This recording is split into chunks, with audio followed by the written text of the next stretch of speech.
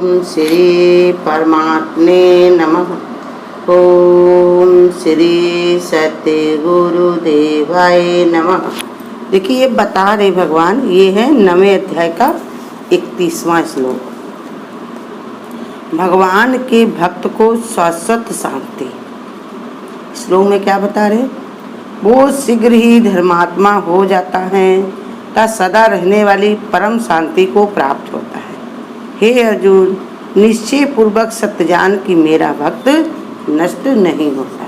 भगवान ये समझा रहे हैं कि जो देवों को पूजते हैं, कहा कोई अच्छे दुराचारी भी साधी मानने योग्य है, अगर वो अनन्य भक्ति करता है और मेरी शरण हो करके मेरे शरण हो जाता है तो मुझे साधु ही मानता हूँ, क्योंकि उसने ठाठ निश्चय कर लिया, एकदम पक्का विचार बना लिया कि अब भगवान के अलावा हमको कोई डर नहीं खटखटाना है, अब कहीं पर भी हमको नहीं जाना, दूसरी आशा हमको नहीं लगानी। तब भगवान उसे कहते वो शीघ्र ही धर्मात्मा हो जाता है। धर्मात्मा माने क्या है? अपने धर्म को जान जाता है। मानुष जन्म का लक्ष्य है भगवान को पाना। भगवान के अलावा और कहीं पर कुछ और पाने के लिए हम नहीं आए संसार में। मनुष्य का शरीर लिया है परमात्मा को ही पाने के लिए। और ये घर द्वार, लड़के बच्चे और जो चीज़ें हमें मिली हैं, ये सब हमारे यहाँ पर समय पास करने के लिए। मेन पर्पज मेरा यही है, हम भगवान को प्राप्त करें और अपने लक्ष्य को प्राप्त करें। तो इसलिए बता रहे धर्मात्मा हो जाता है, धर्म को अपने जान लेता है और फिर सदा रहने वाली परम शांति को प्राप्त होता है। जैसे मान लिया अपना घर तुमने बनवा लिया, अपने घर में रहने लगे तो किराए का झंझट ही खत्म, फिर सदैव के लिए अपना जैसा भी है अपने घर में रह रहे हो। ऐसे जिसने परमात्मा की खोज कर ली, फिर उसको कुछ करने का बाकी नहीं था रहता। पाना था मैंने पा लिया, पाना न अब कुछ शेष है। उसको फिर अब कुछ नहीं रहता तो चिंता भी कोई नहीं रहती। अभी तुमको कोई चीज़ लेने जा रहे हो, बाजार में मिल जाए तो ढूंढने की तुमको आवश्यकता नहीं, फिक्र भी खत्म हो जाती है। इसलिए समझा रहे भगवान कि प्रश्न ने कहा जो पाप कर्म ऐसे मनुष्यों द्वारा पहले किए गए हैं, क्या उनका फल भी उनको नहीं भोगना पड़ता?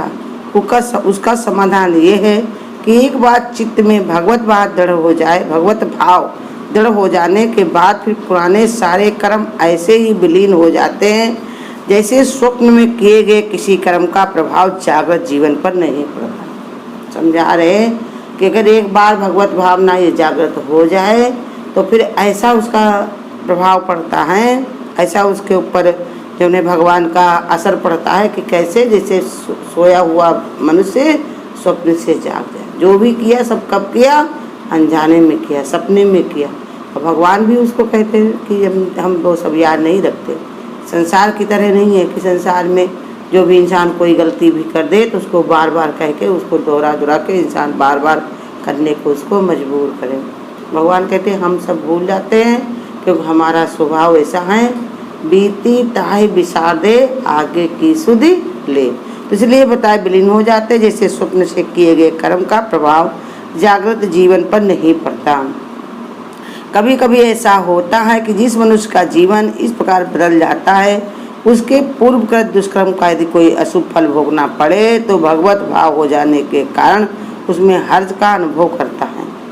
कहा देखो, अगर कभी कभी ऐसा भगवान की भक्ति में इतना मन निर्मल हो जाता है किसी का कि अगर पूर्व कर्म के प्रभाव से उसको कोई कर्म में कोई फल भोगना भी पड़े तब भी वो हर्ष में लीन हो जाता है। कैसे? क्योंकि उसके अंदर ये विचार होता कि गुरु भगवान हमारे पर कितना करुणा करता है, हमारे सारे कर्म को वो कटवा देता है। जैसे तुम्हारी कोई बीमारी है और तुम समझदार हो और डॉक्टर तुम्हारा ऑपरेशन कर दे तो उस पर नाराज होगे कि उसको शुक्राना करोगे कि हमारी बीमारी को उसने दूर कर दिया। ऐसी समझ जिसको आ जाती है, बुद्धि विचार जिसका हो जाता है, तो फिर वो भगवान का शुक्रिया ही अदा करता है कि मेरे सारे कर्म कट गए हैं, भगवान तुम्हारी कितनी करुणा है हमारे ऊपर। कैसे हमारे अपने हाथों में ले करके हमको ये कर्म कटवा दिया प्रभु। है तो हमारे किए हुए, हमसे ही हुए हैं, लेकिन आप कितने करुणा के सागर हो प्रभु, जो हमारे सारे कर्म को खुद अपने हाथ से लेकर के काट रहे हो, सुई तलवार को सुई करके रख रहे हो। तो इसलिए हर्ष उत्पन्न होता है। भगवान ये दृढ़ आश्वासन देते हैं कि भगवान के भक्त का नाश नहीं होता, वो शाश्वत शांति को प्राप्त कर लेता। ऐसी शांति वो नहीं है जो आए और जाए, उसको परम शांति रहती है। कैसी? चाहे जैसी भी स्थिति परिस्थिति आ जाए, वो जानता हम भगवान की गोद में है। उसका शरीर हिलता डुलता दिखाई पड़ेगा, रोग बीमारी में, परेशानी में, घर में, रोने में, धोने का प्रस्ताव, लेकिन उसका निश्चय नहीं डोलता है, उसका विश्वास, उसकी श्रद्धा हिलती नहीं है, वो कमजोर नहीं होती है। वो जानता है इसमें भी कुछ ना कुछ भलाई जरूर, कुछ मैंने कुछ क्या, सब कुछ ही भलाई इसी में छिपी हुई है। अभी भगवान ने कहा तो अपने बच्चे को अगर कोई शैतानी करे, उसको दंड दोगे तो क्या उसमें उसकी भलाई नहीं होती? अगर वो समझ जाए तो सुधरेगा, तो उसका जीवन पूरा सुधर जाएगा। ऐसे हम लोगों को गुरु बता रहे, परमात्मा अगर हमको दिखाई भी पड़ता है कि हमको इतने परेशानी तकलीफ़ें अगर हो रही, कोई लगती भी हैं, एक तो वो तकलीफ़ें नहीं होती हैं, क्योंकि गुरु कहते हैं संसार से तुम्हारा कुछ वास्ता नहीं। यहाँ बनना, बिगड़ना, मिलना, बिछड़ना, ये सब संसार में रीति है। यहाँ पहले से ही अब कुछ हो रहा है। जैसे ये रात हो जाए तो जहाँ सर पटक पटक के रोने लगे और कहे रात क्यों हो गई, क्योंकि रात तो बनी ही, वो तो होनी है। उसके लिए तुम चाहे सर पटको, चाहे फांसी लगा लो, चाहे इतना परेशान हो। ऐसे ये दुखालय संसार में हम शरीर रख कर के आए हुए हैं, तो यहाँ पर हमें दुख मिलना ही मिलना है। तो फिर यहाँ पर परेशान होने की ज़रूरत नहीं, लेकिन यहाँ आकर के हमारा मन चपक जाता, भरम गया है। जो दुख सुख कुछ भी लगता है, कोई चीज़ जो हमारे अनुकूल होती है तो उसी को हम सुख मान लेते हैं, जो हमारे प्रतिकूल होती है, जो हमको नहीं पसंद होती तो उसी को हम दुख मानते। तो ये हमारा स्वभाव नहीं है, हमारी मुझे आत्मा का स्वभाव नहीं है कि विकार किसमें है। हमारी प्रकृति जो हमारे जुड़ी हुई से मेरा पांचत्व शरीर बना हुआ है, मरबुंदी अहंकार बना हुआ है, उसमें सब विकार होते रहते हैं, कभी अच्छा कभी खराब। मुझे आत्मा में कोई विकार नहीं, ये बताते हैं गुरु।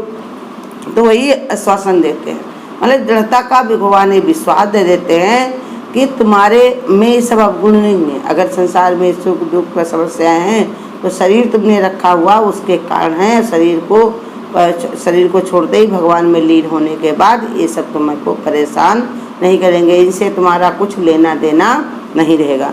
इसलिए भगवान कहते हैं कि वो परम शांति को प्राप्त होता है, क्योंकि उसे रास्ते में तुमको बता दे तुम्हारा घर मिलने वाला है, रास्ते में कोई उसको धूप पड़ जाए या कोई सांप मिल जाए या कोई नाला नाली मिल जाए तो तुमको क्या तकलीफ होगी? तुम कहोगे पहुँचने वाले हैं। ऐसे ही भगवान के भक्त को पक्का भगवान विश्वासन दे देते हैं, पक्का विश्वास हो जाता है कि अब ये हमको तकलीफ़ें हमें भगवान से रोकेंगे नहीं, बल्कि और जल्दी से जल्दी पहुँचा देंगे। तो इसलिए समझा रहे भगवान, उन लोगों की बात कही गई है जो अपने जीवन में पहले दुराचारी रहे हैं और बाद में किसी सत प्रभाव के कारण भगवान के भजन में लग गए हैं। परंतु बहुत से लोग ऐसे होते हैं जो पूर्व जन्म के किए गए दुष्कर्मों के कारण दूषित कुलों में जन्म लेते हैं। वहाँ पर चारों ओर हिंसा पापाचरण का भी वातावरण होता है। इसके अतिरिक्त कुछ लोग अपने गुण और कर्मों के बने हुए स्वभाव से उच्च वर्ण में धर्म में स्थित नहीं होते। अपने जीव को पार्जन के लिए उन्हें भी ऐसे वातावरण में रहना पड़ता है जिसमें सुविचारों के परिपुष्ट होने की संभावना नहीं रहती। इस प्रकार के लोग को भगवान तरह तरह से समझाते हैं। कह रहे भगवान देखो, कह रहे कि कुछ लोग ऐसे होते हैं जिनके पाप कर्म रह जाते हैं तो भी दूषित कुल में जन्म लेते हैं। दूसरे कुल में जन्म लेते हैं। जिससे बताया कि एक बार गुरु से पूछा किसी ने कि हमारे घर में मछली का व्यापार होता है, व्यापार होता है, हम मछली को पकड़ना नहीं चाहते, उनका व्यापार करना नहीं चाहते, क्योंकि हम सत्संग में आते हैं, हमको पसंद नहीं है। लेकिन हमारे घर में ऐसे मेरे परिवार में सब लोग करते थे, हमको भी करना पड़ता। तो भगवान ने यही बताया गुरु ने कि देखो कि तुमको व्यापार करना पड़ता तो तुम्हारा मन तो नहीं है ना, भाव तो नहीं है। तुम्हारे घर रोजगार होता है तो तुम करते हो, उसमें तुम अपने मन को नहीं लगा रखा, इसलिए तुम उससे बहुत न्यारे हो। और ऊपर से अगर तुम्हें लगता भी है कि तुम्हें बेकार में करना पड़ता, हमको कहीं दुर्गति की ओर ले जाता, तो सुंदर भाव बनाओ रोजाना कि भगवान को हमारा ये काम बदल के कोई और काम हमको मिल जाए। जाकी रही भावना जैसी प्रभु मूरत देखी तुम तैसी।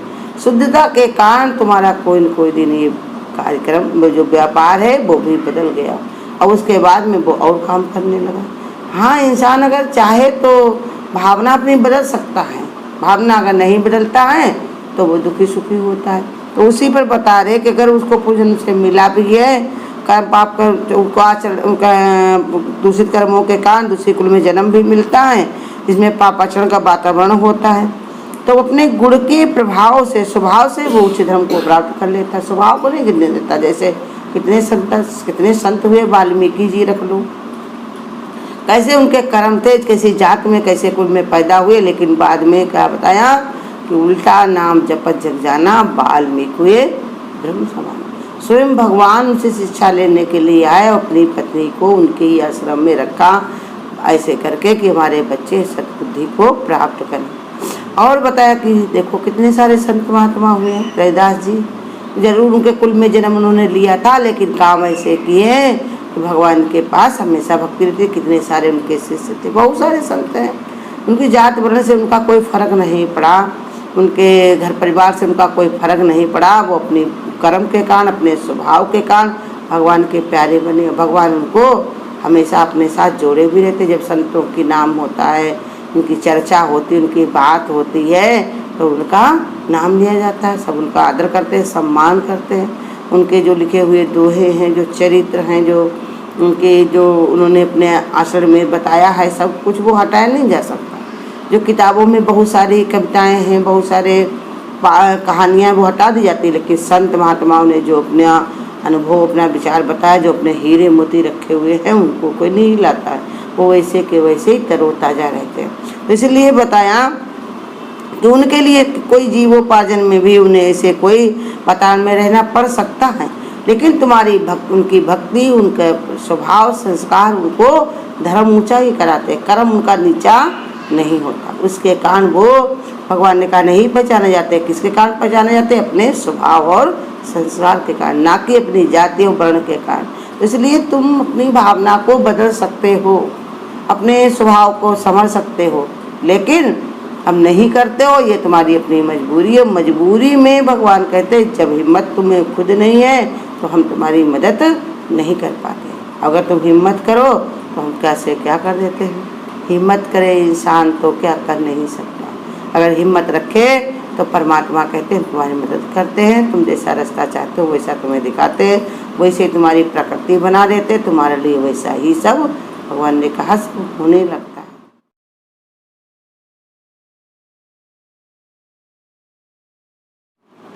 अगर है शौक मिलने का तो दुनिया से क्यों शर्माए। अगर है शौक मिलने का तो दुनिया से क्यों शर्माए। पिता प्रहलाद का मारा नाम हरि का न छोड़ाए। पिता प्रहलाद का मारा नाम हरि का न छोड़ाए। प्रभु रक्षा करे जिनकी वो मन में कौन डर पाए। प्रभु रक्षा करे जिनकी वो मन में कौन डर पाए। अगर है शौक मिलने का तो दुनिया से क्यों शर्माए।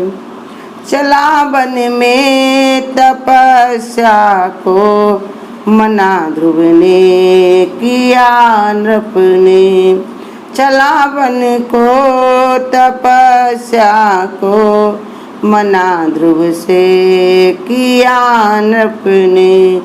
लगन जिसकी लगी पूरी उसे फिर कौन अटकाए। लगन जिसकी लगी पूरी उसे फिर कौन अटकाए। अगर है शौक मिलने का तो दुनिया से क्यों शर्माए। सदा सत्संग में आकर करो हरि का भजन प्यारे। सदा सत्संग में आकर करो हरि का भजन प्यारे। जो ब्रह्मानंद हो जाता वक्त फिर हाथ न आए। जो ब्रह्मानंद हो जाता हाथ फिर वक्त ना आए। अगर है शौक मिलने का तो दुनिया से क्यों शर्माए। तो दुनिया से क्यों शर्माए। अगर आपको आज की वीडियो अच्छी लगी हो तो वीडियो को लाइक और शेयर करना ना भूलें। आगे की वीडियोस देखने के लिए चैनल को सब्सक्राइब करें और नोटिफिकेशन